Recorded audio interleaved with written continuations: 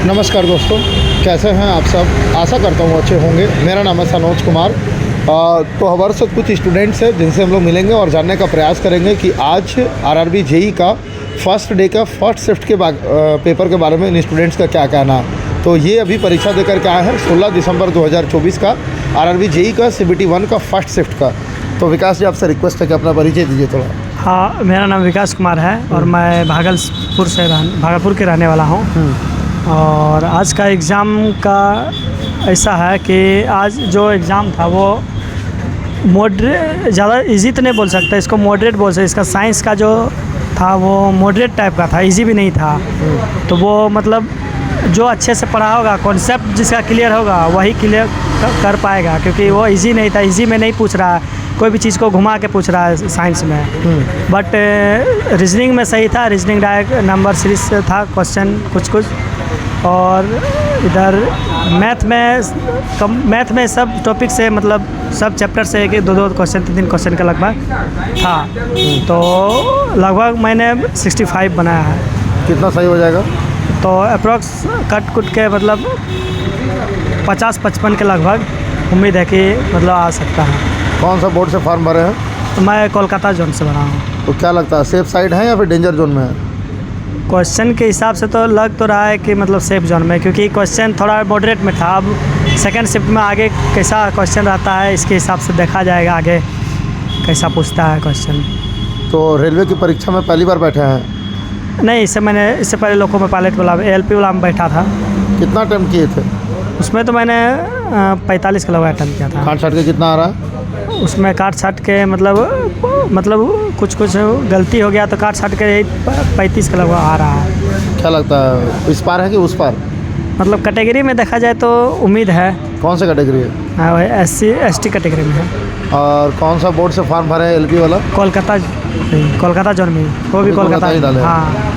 Centre के अंदर किसी तरह की कोई परेशानी नहीं, उस समय तो LP में भरते, LP का एग्ज़ाम में तो कोई टेक्निकल इशू नहीं था। बट जो आज का एग्ज़ाम जो हुआ उसमें थोड़ा टेक्निकल इशू हुआ, जिसमें से आधा घंटा लगभग हाफ एन आवर जो है वो थोड़ा टेक्निकल इशू कारण लेट हो गया। अच्छा। लेट के कारण, हाँ, तो बहुत देर तक बैठाया गया, हाफ एन आवर। तो वही इसके बाद टेक्निकल इशू ये ठीक हुआ, तो इसके बाद फिर एग्ज़ाम लिया गया। तो उसे कोई दिक्कत नहीं, इसके बाद कोई दिक्कत नहीं हुआ, अच्छा से एग्ज़ाम जब हुआ। सबसे आसान सेक्शन कौन सा लगा है? आसान सेक्शन तो रीजनिंग ही था, लेकिन थोड़ा टाइम टेकन था, लेकिन रीजनिंग ही था थोड़ा आसान, रीजनिंग। अच्छा। और मैथ। और सबसे टफ क्या लगा? टफ में लगा साइंस। थोड़ा साइंस का मॉडरेट क्वेश्चन था, थोड़ा मतलब घुमा के पूछ रहा था, तो अच्छा से कैचअप नहीं कर पा रहे थे। हाँ, तो मतलब कुल मिला के ठीक ही था क्वेश्चन। मैथमेटिक्स में कौन कौन से टॉपिक का क्वेश्चन ज़्यादा पूछा गया था? मैथमेटिक्स से प्रॉफिट लॉस से 3 क्वेश्चन लगभग पूछा था, और CI/SI से 2 क्वेश्चन को मैंने देखा। फिर इसके बाद इधर और अच्छी तरह से याद नहीं है। अच्छा। और रीजनिंग में कौन कौन सा टॉपिक का क्वेश्चन ज़्यादा पूछा गया था? रीजनिंग में तो कोडिंग, डिकोडिंग, नंबर सिस्टम से, और एक ठो था वेन डायग्राम से भी आया था एक क्वेश्चन। हाँ, और लगभग और आया था, मतलब इतना देर अब याद नहीं आ रहा। मैथमेटिक्स में कोई ऐसा टॉपिक जिससे क्वेश्चन नहीं पूछा गया था? क्वेश्चन इसमें, हाँ, APGP जो चैप्टर है ना, उससे मतलब नहीं है। अरिथमेटिक प्रोग्रेशन, ज्योमेट्रिक प्रोग्रेशन, हाँ, उससे नहीं क्वेश्चन पूछा गया था इस बार।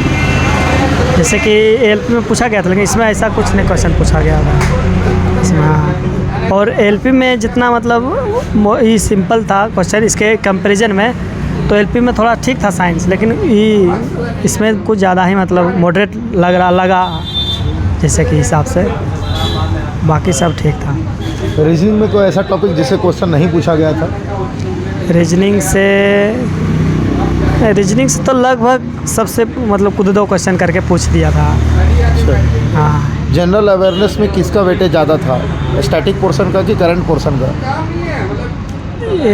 करंट पोर्शन का नहीं, क्योंकि क्या हुआ कि हिस्ट्री में 2 क्वेश्चन, पॉलिटिकल साइंस में 2 क्वेश्चन पूछा गया, ठीक है। और हिस्ट्री में हिस्ट्री में 2-3 क्वेश्चन पूछा, मतलब करंट अफेयर से ही पूछा गया था। खेल का 2024 का ही रिसेंटली पूछा गया है, 2-3 क्वेश्चन पूछा गया। खेल से ही पूछा गया 2-3 क्वेश्चन, और बस लगभग, क्योंकि इसमें 15 ही क्वेश्चन पूछना था।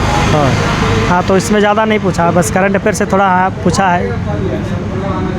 तो करंट का जो भी क्वेश्चन पूछा गया था वो कौन सा ईयर का था? 2024 का, 24 का, 2023 का, 2022 का? नहीं 24 का, 23-22 कुछ नहीं? नहीं सिर्फ 24। तो स्टैटिक वाला पोर्शन वाला जो क्वेश्चन था वो कौन कौन सा टॉपिक का क्वेश्चन ज़्यादा था?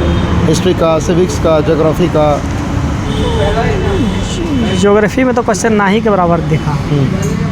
तो एगो पॉलिटिकल साइंस का दिखा, एक तो हिस्ट्री का दिखा। हाँ, और इधर इकोनॉमिक्स का पता नहीं आया इधर, और इससे ज़्यादा नहीं पूछा। ज्योग्राफी का भी नहीं था, बस हिस्ट्री जनरल अवेयरनेस में पूछे तो ये पॉलिटिकल साइंस से और हिस्ट्री से पूछा गया था, और बस इसमें। और साइंस के बारे में क्या कहेंगे? साइंस के बारे में कि साइंस थोड़ा कॉन्सेप्चुअल है, डीपली पढ़ना पड़ेगा इससे, क्योंकि नॉर्मली पढ़ के या फिर स्टैटिक जीके या फिर लूसेंट पढ़ के डायरेक्ट उससे कुछ नहीं होने वाला है। कॉन्सेप्ट क्लियर करना पड़ेगा पढ़ के शुरू से। जो जिसका बेस अच्छा रहेगा वही क्वेश्चन को टेकअप कर पाएगा, नहीं तो फिर तुक्का मारेगा, सब ऐसे ही होगा। साइंस में कौन से टॉपिक का क्वेश्चन ज़्यादा था? फिजिक्स का, केमिस्ट्री का, बायोलॉजी का? बायोलॉजी का पूछा था, बायोलॉजी का था, बायोलॉजी और फिजिक्स का। फिजिक्स में ज़्यादा था इलेक्ट्रिसिटी से, वैसे तो हाँ। और ये केमिस्ट्री से भी था, 3-4 रिएक्शन था। तो सबसे ज़्यादा बोले तो केमिस्ट्री था, इसका बाद फिजिक्स था, फिर बायोलॉजी था। बायोलॉजी में 3-4 क्वेश्चन लगभग था। केमिस्ट्री में कौन सा सेक्शन से क्वेश्चन ज़्यादा था? Organic chemistry, inorganic chemistry, physical chemistry? Inorganic chemistry से। Inorganic chemistry. और उससे और रिएक्शन से जो है वो 3-4 क्वेश्चन देखने को मिला है। 3-4 क्वेश्चन। ठीक है। फिजिक्स में किस टाइप का क्वेश्चन था? न्यूमेरिकल या फिर थ्योरेटिकल? नहीं, न्यूमेरिकल तो फिजिक्स में था ही नहीं, सिर्फ थ्योरेटिकल। बस इलेक्ट्रिसिटी से फार्मूला बेस्ड क्वेश्चन था। फार्मूला मतलब फार्मूला पर ही बैठा हुआ था क्वेश्चन। ये नहीं कि फार्मूला बैठा के क्वेश्चन निकालना, आंसर निकालना, ऐसा नहीं। मतलब फार्मूला पे ही बनाना है, कि फार्मूला ही बनाना है। जैसे करंट दे दिया हो, वोल्टेज दे दिया हो, टाइम दे दिया हो, अब इसका पावर निकालने बोल रहा है, ऐसे कुछ क्वेश्चन था। और बायोलॉजी में कौन कौन सा टॉपिक का क्वेश्चन ज़्यादा था? बायोलॉजी में लगभग सबसे एक क्वेश्चन पूछा था। इसमें मतलब ये नहीं बोल सकते किसी ज़्यादा पूछा था, इससे लगभग सबसे पूछ दिया था थोड़ा एक। तो ओवरऑल क्या कहना चाहेंगे पेपर के बारे में? ओवरऑल इतना ही कहेंगे कि मॉडरेट में पूछ रहा है, मतलब क्वेश्चन थोड़ा कि, और अच्छा से पढ़ के जाए, सब कॉन्सेप्ट क्लियर करके जाए, तब ये हो सकता है। नहीं तो फिर लेकिन हाँ, कटअप लेकिन इतना हाई नहीं जाएगा। यूआर का 60-65 से ज़्यादा नहीं जाएगा। हाँ।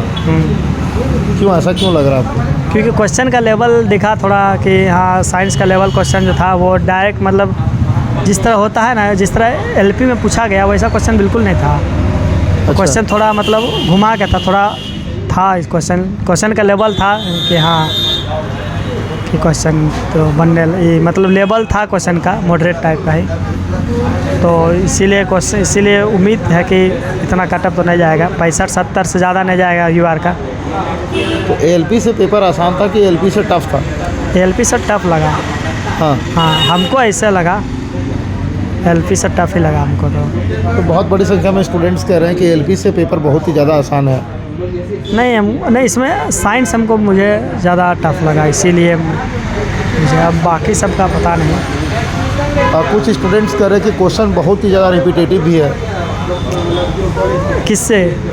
मैथमेटिक्स में भी कुछ क्वेश्चन रिपीट हुआ है, साइंस में भी कुछ क्वेश्चन रिपीट हुआ है। हाँ। एक ही क्वेश्चन को बार-बार 2 क्वेश्चन मेरे में भी 2 क्वेश्चन ऐसा है जो मैथ 2 बार रिपीट किया गया।